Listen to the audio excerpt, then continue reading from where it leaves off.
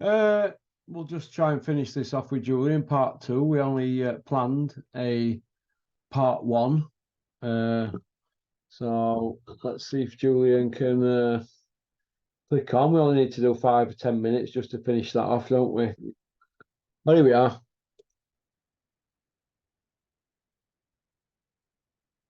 Here we are, Julian. How you doing, mate? All right. Yeah, go on. You were saying about Natasha Jonas. Yeah, sorry, Russell. I've probably got about 20 minutes on this one, but Yeah, yeah, that's it's okay. good.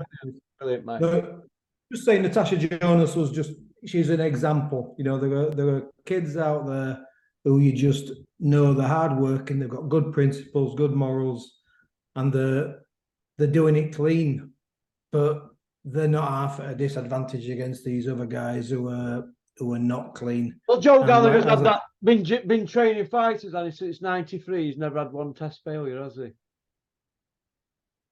I Joe. mean, people say, yeah, Jules, you know Joe, Russell, you know Joe is amazing. We're using examples of people we know because we know firsthand, we know the details, and that fighter only ever gets by on hard work. And what I will say, as I said this to you before, there were no rumours about that gym when I were around. There were rumours about other gyms. There were no rumours about Joe's gyms.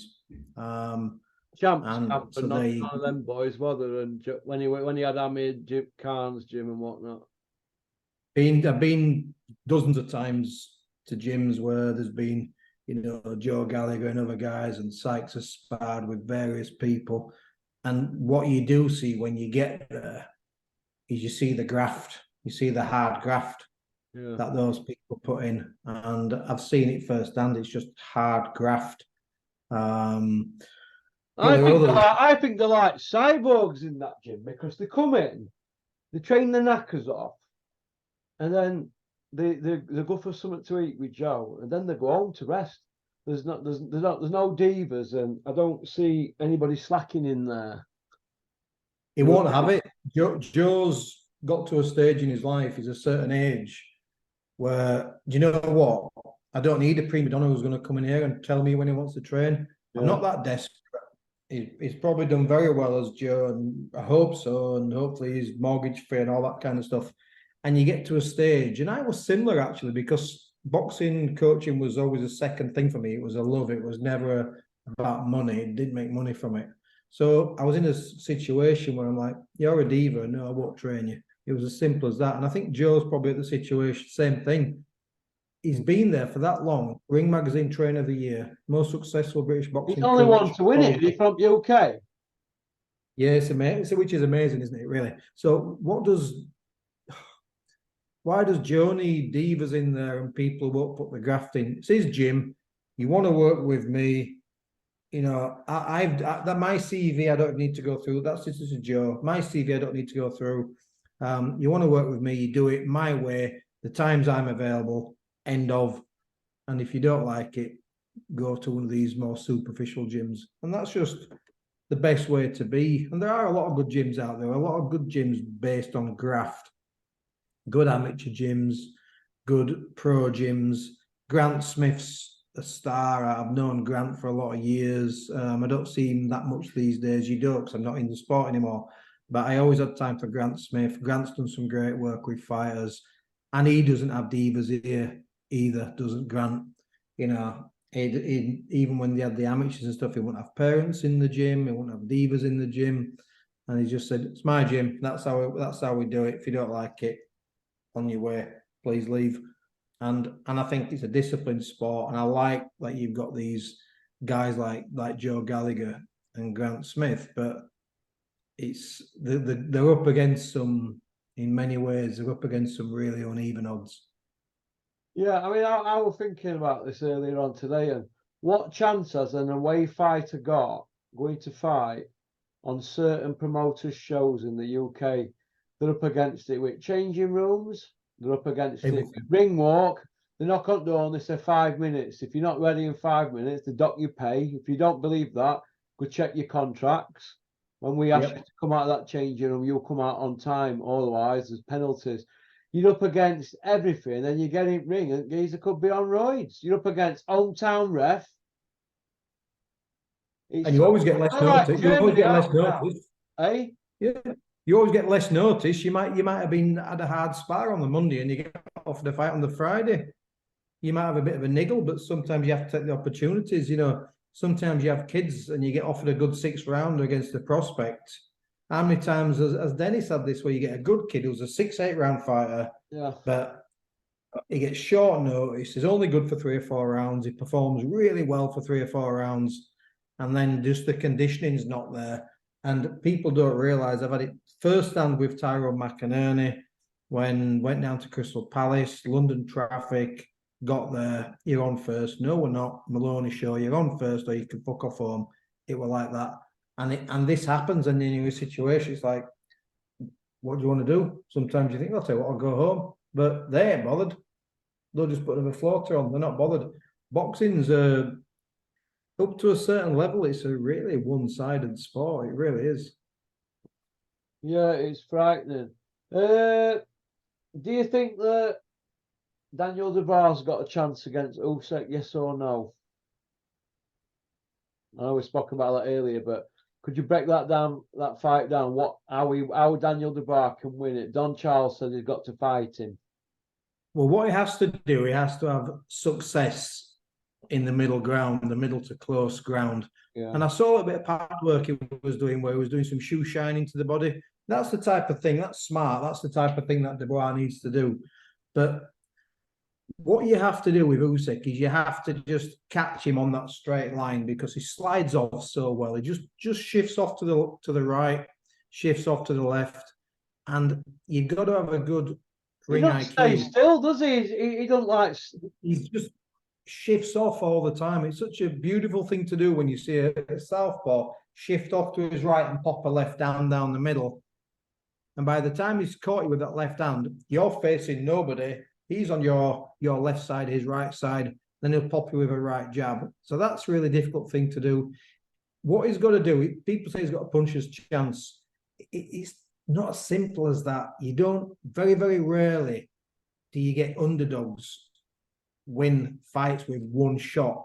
If you think back through history, probably someone will correct me now, but when you look at massive underdog performances, they've always been very busy in that fight, haven't they?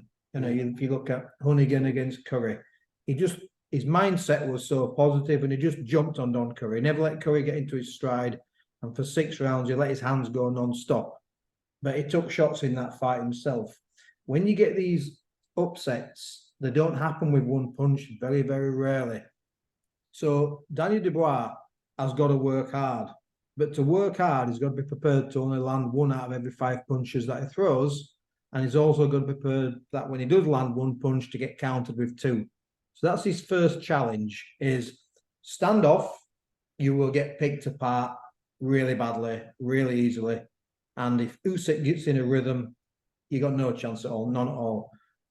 Going too hard, and this is always the dilemma of a coach, if you're going too hard and go too soon and let both your hands go and you have no success whatsoever, then he'll get tired, he'll get caught, he'll get pinged, and it'll be a very, very tough night for him. He probably won't get to the 6th round. So what you have to do is you have to be smart.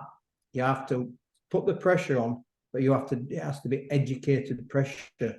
And I've not seen anything in Dubois' career so far where he can apply consistent educated pressure.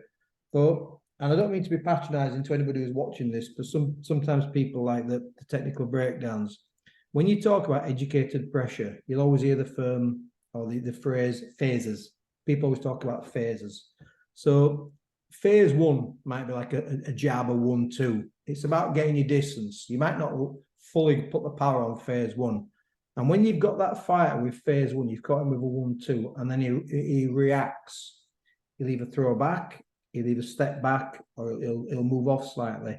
You got to push in for phase 2. And phase 2 generally means you take wider steps with your feet. You go into that zone, to that mid-range zone, and you might let a right hand go, a left uppercut, a left hook. And then if you do have success with that, you go to phase 3 again, which is, as it says on the tin, you got phase 3, which is then you really let the power shots go on the end. So phase 1 tends to be more speed from a longer range. Phase 2 tends to be a little bit more power from a mid-range. and phase 3 is where you try and get the payoff. You try and get the dominant position with the third phase. Now, I know it's a lot of information, sorry, Russell, but it's those phases, and you do them with your feet, you do them with your hands, you do them with your positioning.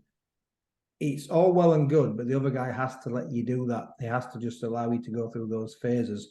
Otherwise, it only ever becomes a phase 1 attack because it is out of range, he's pivoted, or he's countered you.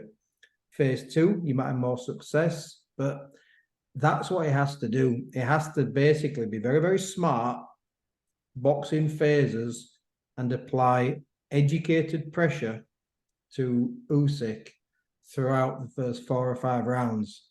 And even then, he's not guaranteed that much success. So that's what he has to do. He has to be smart. He has to show plenty of head movement.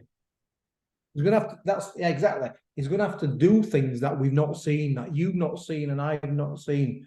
And he's going to have to be really, really crisp with his work. I know, but he has a bad night.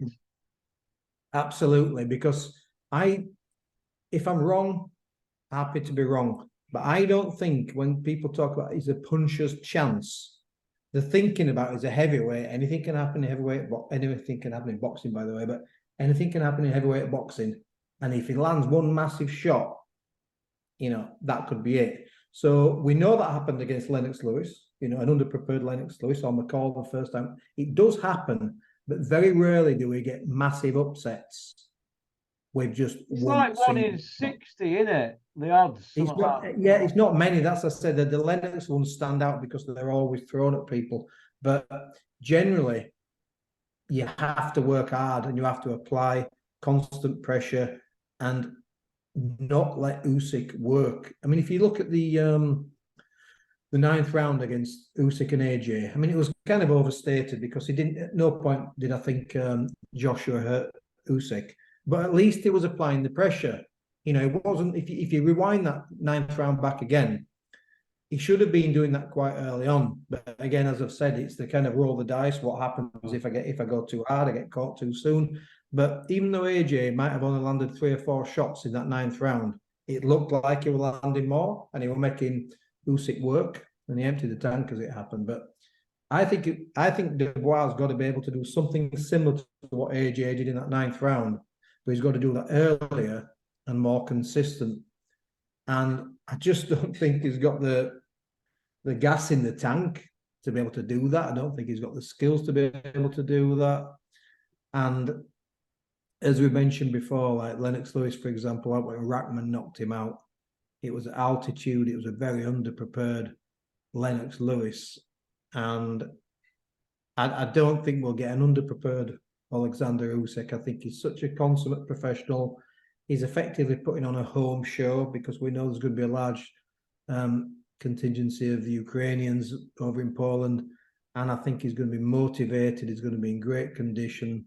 And I can't see a method of victory for Dubois. So like I say, I broke it down a little bit, but I think what will happen is the big shots, what Joyce was hitting Dubois with, sickened him, and after another 8-9 rounds, he had some facial damage. He took a knee, but there's going to be a big difference between Usyk and Joe Joyce. Whereas Joe Joyce has got the power.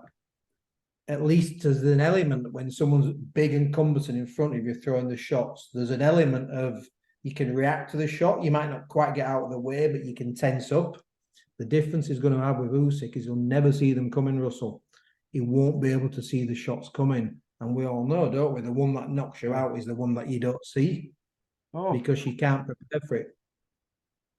Yeah, it's craziness, isn't it?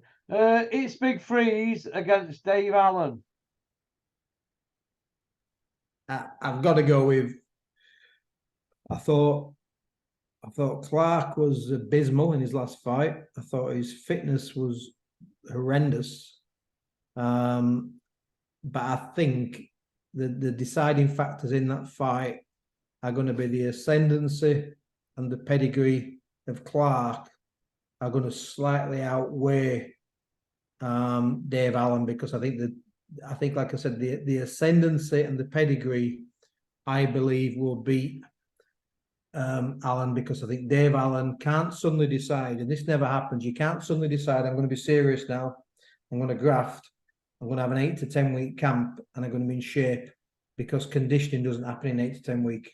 It happens over fight by fight by fight, and you get to an ascendancy. And I don't think Dave Allen will have the ambition, the activity, 4 knockover jobs in 4 years.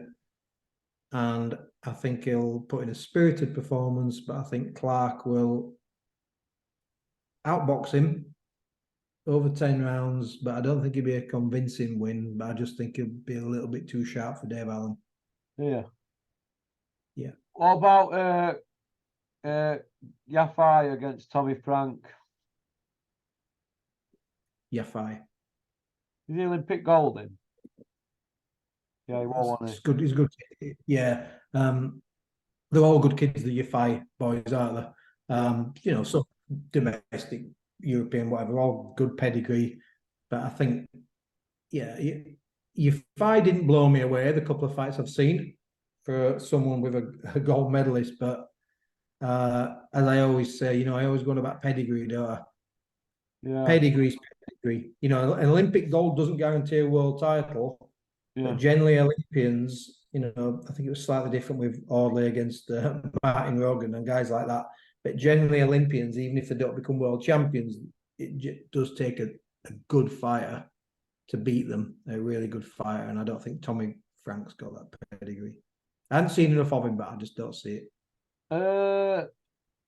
Roberto Smith has put his appeal in on the Conor Benn ruling. Can he redeem himself with boxing fans after 15 and a half years at the helm of the ship? Yes or no? If they ban Conor Benn. Credit is credit, right? I've hammered Smith over Sykes, over things before. I did say, in spite of them sometimes being a bit of a toothless tiger and being in a very difficult position, the British Boxing Board control, there are certain things that they hold the nerve on. And I think this will be one of them. They have shown inconsistencies, but I think there's an element of Robert Smith, and I've not had the conversation with him about this, which is like, we're going to appeal it because you are not bigger than boxing, and you are not bigger than the regulating commission in the UK that governs it. And I hope there's a ban based on strict liability, intentional or not. That's my hope. And I just hope they've got a really good, strong position, because I know jury restriction was obviously something that clearly it was overruled. So there must be issues around the jurisdiction of UCAD. But I hope the British Boxing Board have control. And I'll tell you what I would do, Russell. Right? I would say we've got our own medical experts. We've got our own opinion. We've got our own Queen Council. Right? If whoever wants to license Conor Benn, you go fill your boots. But I personally would say, if I was Smith, I'd say, based on what we know, based on the evidence that we have seen and we have had, and the advice that we've had, we are not going to license you for 2 years. That's what I would do. I'll backdate it, but we're not going to license you for 2 years. And you are free to, you know, continue your career in the US, because according to them, they've got a US license. Go fill your boots. But I think Robert Smith is, in this situation, is going to do the right thing. Well, he's doing the right thing. Anyway, he's doing the right thing because he's appealing. Yeah, if Conor Benn he's got his US license and he applies to the board to fight in the UK, what will be? They'll obviously have to knock him back. But if they didn't knock him back and he fought in UK, what would that mean for everybody else? Would they want to all go take drugs now, or other boxers? Well, this is the thing, isn't it? It becomes floodgates, because you know we know there are pros out there and boxers and coaches who have honest pros and honest trainers. Yeah, and there's honest ones, but there's also honest coaches who don't have a British Boxing Board of Control license who operate in Britain as well. But I think it'd be horrendous. I think if he's not been seen to be served some kind of ban, even if it's retrospective, even if they don't go from the point of, which is their standard rule, which was when you sit down with UCAD, at that point, it's retrospective. Even if they go back and say, right, well, you haven't boxed since, you know, the last test was in August. From that point in August, for 2 years, you'll serve a ban. Even if they do that, it's something, isn't it? They can't let Well, they can fight in April if they backdate it 2 years, and I think at this stage of the game they'd take that, wouldn't they, for 2 tests, surely. Yeah, and I don't think there's look. I don't have a massive issue with it. Morally, I'd want to see a solid 2 year ban, solid 2 year worldwide ban, with commissions working together. But morally, I don't have an issue. But I think it has to be seen to serve some kind of ban. And I think good on, it's not often to say it, but good on the British Boxing Board of Control for appealing that decision, because, you know, these independent bodies, they're often in any kind of walk of life, not just sport, but in any walk of life, these independent bodies are jobsworths, right? They don't live and breathe it. But ultimately, if there is a technicality with the jurisdiction that UCAD have overstepped and the Boxing Board have overstepped, then what you need to do is you need to reprimand those guys and say, you haven't followed protocol, we're going to reprimand you, but the principle and the morality of what's happened is we understand that you are trying to stop a boxer from competing for 2 years because he's had a performance-enhancing drug in his system. Yeah. So whilst you've not followed jurisdiction technically for the letter of the law, the ethical and principle of what you are arguing, we agree with. So that's why they have to ban him. They have to give him a ban. You can't. And as you and I talk all the time, what about everybody else who's been banned then previously? What are we saying about everybody else who's been banned? What are we saying about everybody else who tests positive going forward? Well, it means that they'll just do what they've done. They'll go get another license and do what they want. Yep. So you gotta give him a ban. You gotta give him a ban. And the New York Commission, the Las Vegas Commission, you know, all the European federations, they have to stick together and they have to be united on this one. Say, you know, we won't license you to box until you've served that 2 year ban. If you don't work together, as you said, I've just tested positive in New York. I'll go fight in Vegas. I'll go fight in Atlantic City. It can't work like that. The commissions have to work together, and we have to have a clean sport. And using the words clean sport, isn't there some irony that Eddie Hearn was kind of like initially was saying VADA were the greatest, most stringent gold seal of testing, and then with Boom Gardner, they're saying it was they're going to start using different testing agencies now because they're even better, and those are the ones who found the alleged steroids in Boom Gardner. I just think it's quite funny how they're moving things around to suit them. But yeah, I've gone off track slightly. Good on the British Boxing Board of Control. Hold your nerve, right? Don't be bullied by promoters. Don't be bullied by Conor Benn's latest statement. There's an agenda. You're just showing what a horrible, petulant brat you are by thinking there's an agenda. There isn't an agenda.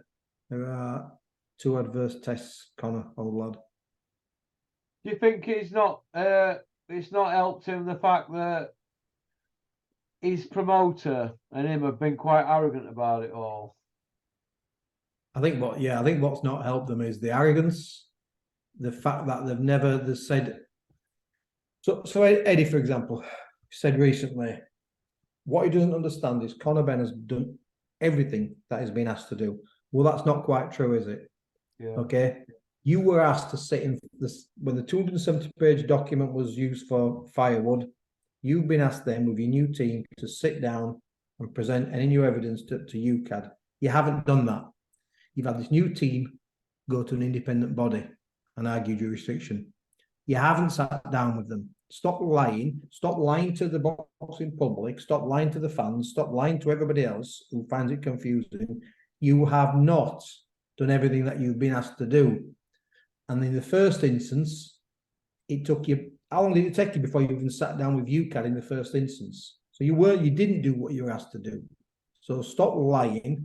And in this instance, you've gone straight to the independent anti-doping body panel. You've gone to them and you've argued jurisdiction. You are not doing what you've been asked to do. What last point was, because this drives me nuts, does this? What have you been asked to do, Conor? You have been asked to explain how this got in your system. All you've been asked to do. Now, apparently, you have that evidence that suggests, you know, your body, etc. There's reasons for it being in your system. Present how it's got in your system. Forget jurisdiction. Forget this nonsense.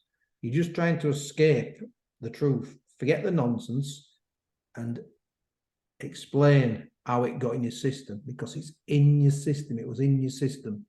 Explain how it got in your system. So Eddie Hearn, when he says we've done everything we've been asked to do, he's actually a compulsive liar. I think it's horrendous the way that he's trying to, and he's also talking to people like stupid. We've done everything we've been asked to do.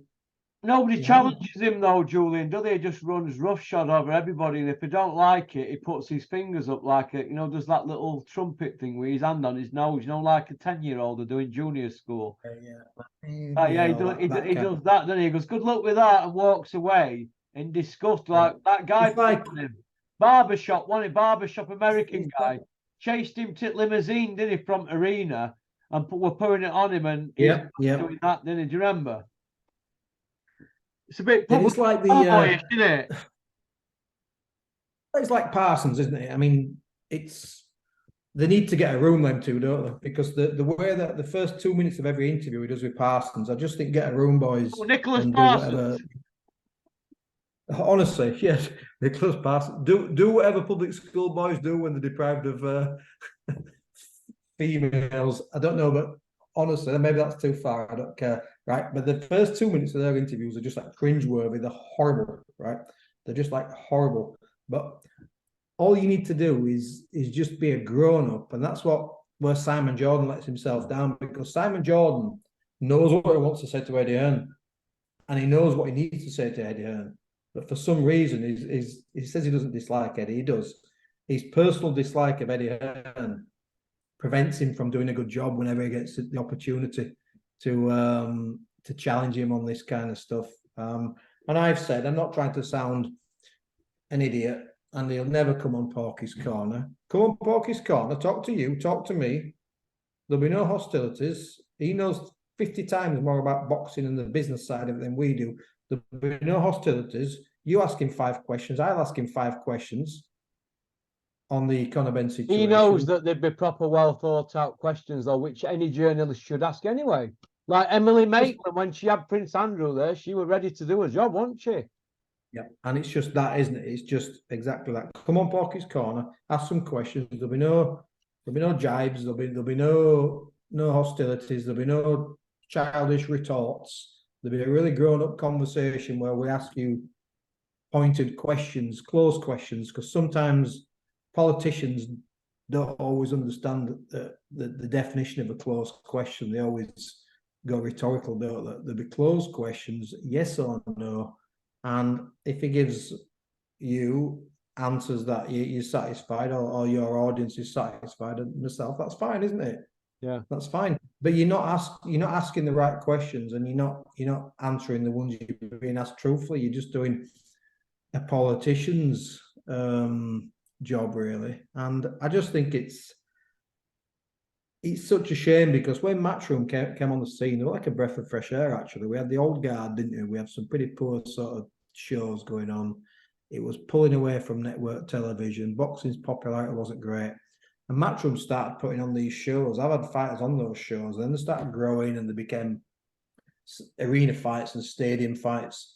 And they put on some cracking shows and some good events. And they did a good production value as well. The golden era.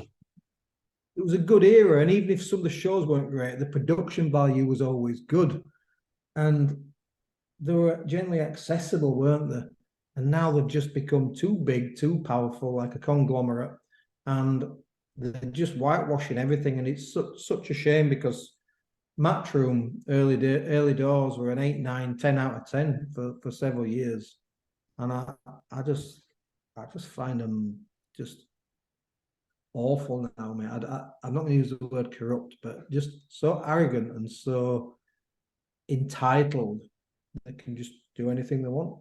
And I think what he's doing as well is because, you mentioned in the previous video that is him and Frank Smith have done so many interviews now, almost 200 interviews, and they're inviting people on the fringes and people who are lesser known to interview them. But what are the terms and conditions of that interview?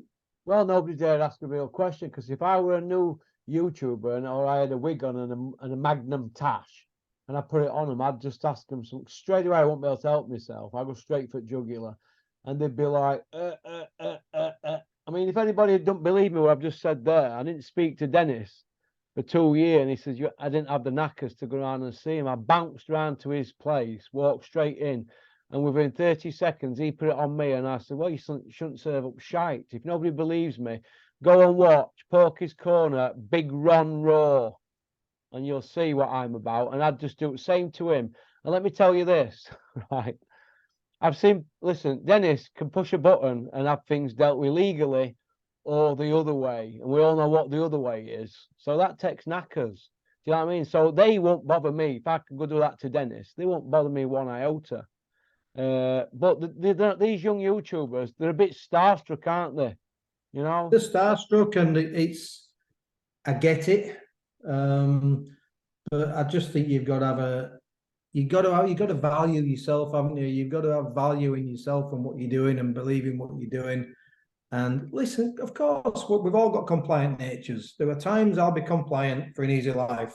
There'll be times I'm talking to certain people in certain arenas, and I'm even more diplomatic than I am now. That's just adapting. That's just adapting to different behaviour. You don't have to, shout and swear and insult people to ask the simple questions. Was, have the UCAD panel, UK anti-doping panel, have they?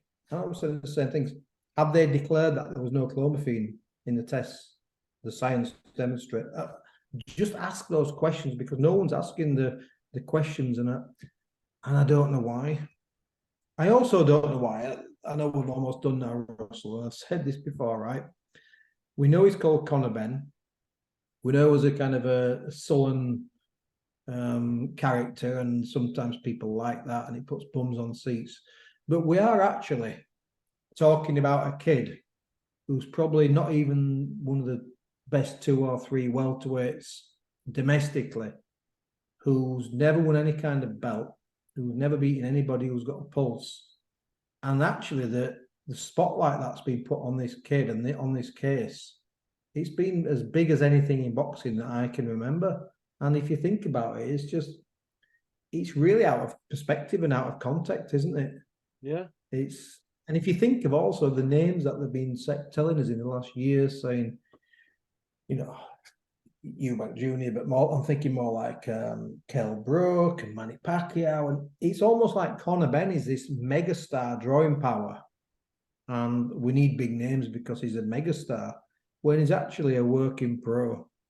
Work in progress, isn't he? Domestic level fighter, in my opinion. 27-year-old in a few weeks, work in progress. You're not. Put him in with Boots Ennis. Put him in with Virgil Ortiz. Put him in with Boots Ennis. And you'll find out exactly. I won't mention the number 1 welterweight in the world. Put him in with those two, and you'll find out exactly what level Conor Ben's at. British level on a good day, if that. Yeah. Right, brilliant. Okay, okay. Right, Russell. Pick, your daughter up. Thanks for coming on. Yeah, Julian. I'll go see my mum. I'll go see my mum now. All right, we'll give her my So best. thank you. Thanks for watching, and thanks for letting me drone on about Conor Ben like I always do, mate. All right, you take care, mate. God bless. See you soon, mate. Speak soon. Bye. Cheers, buddy. Bye. Well, that were Julian McGowan. Women love him, men want to be him. Oh, is that Kent's line? He's a good bloke, Julian. He tells it straight, and I'd like to see him do something in boxing. If he's not going to train, he's got a lot of integrity, and he's a good speaker. He'd be a good pundit, and I think we need more people like him. A lot of people agree with me. What do you think, Julian McGowan, to be a pundit in boxing? Would he be given a chance? He'd do a better job than some of these that are pundits at the moment. Could you imagine Julian McGowan, Peter Fury, and Carl Froch, pundits, eh? With Buntsy there as main anchor, or I don't know, even Anna Woolhouse or Mucky Knickers. It'd be good, wouldn't it? Because it's about the pundits, isn't it, really, not about the presenter. but or the main anchor, whatever. But I just think it'd be I think it'd be good moving forward in the sport of boxing. Don't forget to like and subscribe and leave a comment and press the notification button. What happens when you press that is you get your Porky fix straight to your phone. It'll save you emailing me and complaining. And where's Jim McDonald boxing? Where are you, lad? Hey? Where are you? I thought you were emailing me to come on Porky's Corner, Jim. You're plenty rattle. You're more than welcome. You and all your chums. Okie dokie. Peace out. porkycorner@mail.com for Zoom slots. Let's see how big your balls are. Pop, pop, bang!